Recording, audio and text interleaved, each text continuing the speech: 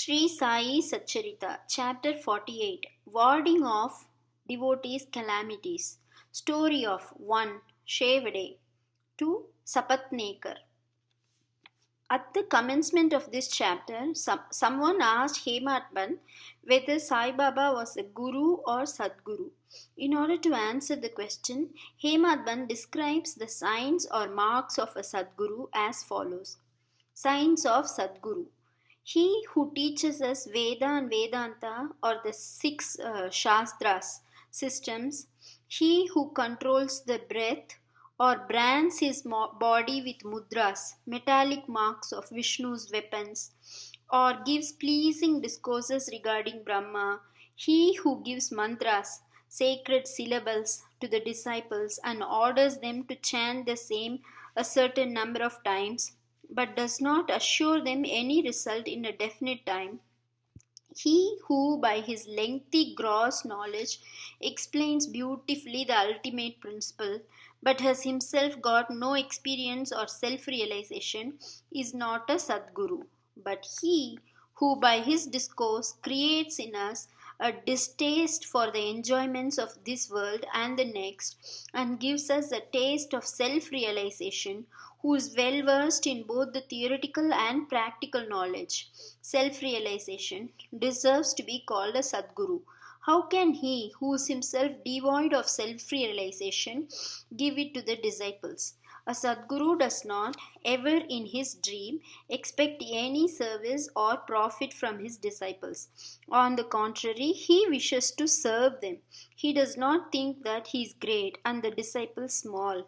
Not only he loves him as his son, but regards him as equal to himself or as Brahma. The main characteristic of a Sadguru is that he is the abode of peace. He is never restless nor ruffled. He has no pride of his learning. The poor and the rich, the small and the great are the same to him. Hemadban thinks that on account of the store or accumulation of merits in his past births, he had the good fortune of meeting and being blessed by such a Sadguru as Sai Baba. Even in full youth, he hoarded nothing except chilim perhaps. He had no family, no friend, no home, nor any support. Since he was 18, his control of mind was perfect and extraordinary. He lived fearlessly in secluded places and always abided in his self. On seeing the pure attachment of his devotees, he always acted in their interests, and hence he was in a way dependent on them. What experience he gave to his devotees while he was living in flesh are felt even today after his Mahasamadhi by those who attach themselves to him. What the devotees have to do is this: they have to trim their heart lamp of faith and devotion and burn in it wicks of love, and when this is done, the flame of knowledge, self-realization, will be lit up and shine bright. Mere knowledge without love is dry. Nobody wants such knowledge. Without love, there is no contentment. So we should have unbroken and unbounded love. How can we praise love? Everything is insignificant before it. Without love, our reading, hearing, and the study are of no avail. In the wake of love come devotion, dispassion, peace, and liberation with all their treasures. We do not get love for anything unless we feel earnestly about it. So, where there is real yearning, God manifests Himself. It includes love and it is the means of liberation. Now, let us revert to the main story of this chapter. A man should go to a true saint with a pure mind or even otherwise, fraudulently, and hold his feet. Ultimately, he is sure to be saved. This is illustrated by the following stories. Mr. Shevade. Mr. Sapatnekar of Akkalkot, Solapur district, was studying law. A co-student, Mr. Shevade, met him. Other fellow students also got together and compared notes of their study. It was found by the questions and answers amongst themselves that Mr. Shevade was the least prepared of all for the examination, and therefore all the students derided him. But he said that though he was not prepared, he was sure to pass the examination, as his Sai Baba was there to get him through it successfully. Mr. Sapatnekar was surprised at this remark. He took Mr. Shevde aside and asked him who this Sai Baba is, whom he extolled so high. He replied, there lives in a masjid in Shirdi, Ahmednagar district, a fakir. He is a great Sadpurush. There may be other saints, but this one is unique. Unless there is a great store of merits on one's account, one can't see him. I fully believe in him, and what he says will never be untrue. He has assured me that I will pass definitely next year, and I am confident that I will get through the final examination by his grace. Mr. Sapatnekar laughed at his friend's confidence and jeered at him and Baba.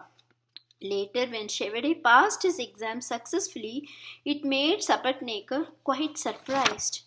Sapatnekars. Mr. Sapatnekar passed his examination, settled at Akkalkot, and practiced as a pleader there. 10 years after this, that is, in 1913, he lost his only son on account of a throat disease. This broke his heart. He sought relief by making a pilgrimage to Pandharpur, Gangapur, and other holy places. He got no peace of mind. Then he read Vedanta, which also did not help him. In the meanwhile, he remembered Mr. Shevde's remarks and his faith in Baba, and he thought that he too should go to Shirdi and see Baba. He went to Shirdi with his younger brother, Pandit Rao, and was much pleased to see Baba from a distance. When he went near and prostrated himself and placed a coconut before Baba with feeling of devotion, the latter at once cried out, "Get away!" Sapatnekar hung down his head, moved back, and sat aside. He wanted to consult somebody who would advise him how to proceed. Somebody mentioned Bala Shimpi's name. Sapatnekar saw him and sought his help. They bought Baba's photos and came with them to the masjid. Bala Shimpi took a photo in his hand, gave it to Baba, and asked him whose photo it was. Baba said that this photo was of the Yar, lover of him, pointing to Sapatnekar. Saying this, Baba laughed and all others joined. Bala asked Baba the significance of the laugh and beckoned Sapatnekar to come forward and take darshan. When Sapatnekar began to prostrate himself, Baba again cried, "Get out." Sapatnekar did not know what to do. Then they both joined their hands and sat before Baba praying. Baba finally ordered Sapatnekar to clear out immediately. Both were sad and dejected. As Baba's order had to be obeyed, Sapatnekar left Shirdi with a heavy heart, praying that he should be allowed to take darshan next time. Mrs. Sapatnekar. 1 year elapsed. Still his mind was not at peace. He went to Gangapur, where he felt more restless. Then he went to Madegaon for rest and finally decided to go to Kashi. 2 days before starting, his wife got a vision. In her dream, she was going with a pitcher to Lakkad Shah's well. There, a fakir with a piece of cloth tied around his head, sitting at the roof of the foot of the neem tree, came close to her and said, "My dear lassie, why get exhausted for nothing? I get your pitcher filled with pure water." She was afraid of the fakir and hastened back with the empty pitcher. The fakir followed her. At this she woke up and opened her eyes. She told this vision to her husband. They thought that this was an auspicious sign and they both left for Shirdi. When they reached the masjid, Baba was absent. He had gone to Lendi. They waited till his return. When he returned, she was surprised to see that the fakir she saw in her vision exactly resembled Baba. She reverentially prostrated herself before Baba and sat down looking at him. On seeing her humility, Baba was much pleased and began to tell a story in his peculiar characteristic manner to a third party. He said, "My arms, abdomen, and waist have been paining for a long time. I took many medicines. The pains did not abate. I got sick of the medicines as they gave me no relief. But I am surprised to see now that all the pains have disappeared at once. Though no name was mentioned, it was the story of Mrs. Sapatnekar herself. Her pains, as described by Baba, left her soon and she was happy. Then Mr. Sapatnekar went ahead to take darshan. He was again welcomed with the former get out. This time he was more penitent and persevering. He said that Baba's displeasure was due to his past deeds and resolved to make amends for the same. He determined to see Baba alone and ask his pardon for his past actions. He placed his head on Baba's feet and Baba placed his hand on him and Sapatnekar sat stroking Baba's leg. Then a shepherdess came and sat massaging Baba's back. Baba, in his characteristic way, began to tell the story of a baniya. He related the various vicissitudes of all his life, including the death of his only son. Sapatnekar was surprised to see that the story which Baba related was his own, and he wondered how Baba knew every detail of it. He came to understand that he was omniscient and knew the hearts of all. When this thought crossed his mind, Baba, still addressing the shepherdess and pointing to Sapatnekar, said, "This fellow blames me and charges me with the killing of his son. Do I kill people's children? Why does this fellow come to the masjid and cry? Now I will do this. I will again bring that very child back in his wife's womb." With these words, he placed his blessing hand on his head and comforted him, saying, "These feet are old and holy. You are carefree now. Place entire faith in me and you will soon get your object." Sapatnekar was much moved with emotion. He bathed Baba's feet with his tears and then returned to his residence.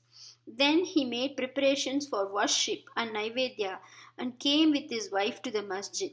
He offered all this to Baba and accepted prasad from him. There was a crowd in the masjid and Sapatnekar went there and saluted Baba again and again. On seeing heads clashing against heads, Baba said to Sapatnekar, "Oh, why do you prostrate yourself now and then? One namaskar offered with love and humility is enough." Then Sapatnekar witnessed that night the Chavadi procession described earlier. In that procession, Baba looked like the veritable Pandurang, Vittal. At the parting next day, Sapatnekar thought that he should first pay 1 rupee as dakshina, and if Baba asked again, instead of saying no, he should pay one more, reserving with him sufficient amount as expenses for the journey. When he went to the masjid and offered 1 rupee, Baba asked for another as per his intention, and when it was paid, Baba blessed him, saying, "Take the coconut, put it in your wife's oti, upper fold of her sari, and go away without the least anxiety." He did so, and within a year a son was born to him, and with an infant of 8 months, the couple came to Shirdi, placed him at Baba's feet, and prayed thus, "O Sainath, we do not know how to repay your obligations. Therefore we prostrate ourselves before you. Bless us poor helpless fellows. Henceforth, let your holy feet be our sole refuge." Many thoughts and ideas trouble us in waking and dream states. So turn away our minds from them to your bhajan and bless us. The son was named Murlidhar. Two others, Bhaskar and Dinakar, were born afterwards. The Sapatnekar couple thus realized that Baba's words were never untrue and unfulfilled. Bow to Sri Sai. Peace be to all.